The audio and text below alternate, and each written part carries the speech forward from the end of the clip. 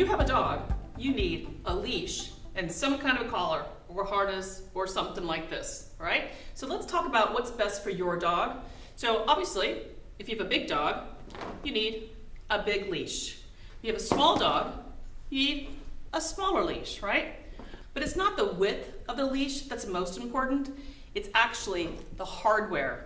This part right here that attaches to whatever the collar or harness or chain or whatever you're using, this is what matters the most. And you want to look at the kind of hardware you're using. This is called a lobster claw or bear claw, depending on which company.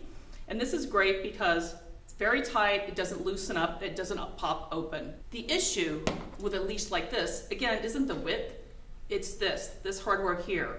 So this here pops open, it's loose, it's really not that safe. So I really don't want you to use this kind of hardware. My favorite leash and hardware is this one right here. What I like so much about it is it's just so safe and so light. With this carabiner here, you can open and shut it. It doesn't come off, ever. It's fantastic. And I'm currently actually designing one of my own. So now let's go into what your dog is actually wearing. Are they wearing a collar, a head halter, a slip collar, a flat collar, a martingale? Which one of these or some combination are they wearing? So let's talk about the ones I don't want you to use, all right?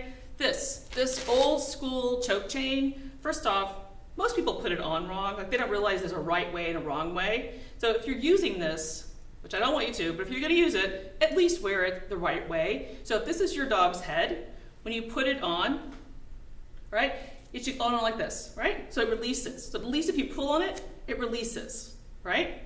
If it's on upside down, which a lot of people don't realize it can be, you get this, stuck, right? And then you're like choking your dog, even though you don't mean to, right? So if you're gonna use choke chain, again, make sure it's on right. The same thing for the slip collar, which is this right here, right? It's the same premise as the choke chain, it's just all cloth. And I actually like this even less because when you put it on, it really doesn't release. So even if it's on properly, like who needs that? You don't want to use that for your dog, all right? Unless it's a backup collar for safety, this is not for training. My favorite collar for almost every dog is actually the martingale collar, and that's this right here. So the martingale collar is 1 part chain, 2/3 cloth.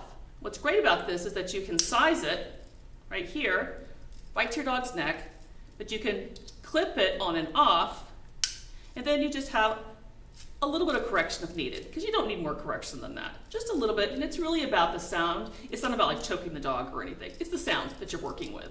And this is great. Obviously, it comes in a bunch of different sizes, and those are my favorites. Now, if you have a dog who is super strong, or a puppy who is like a big garbage mouther on the street, or pulls a lot, or whatever, these head halters are fantastic.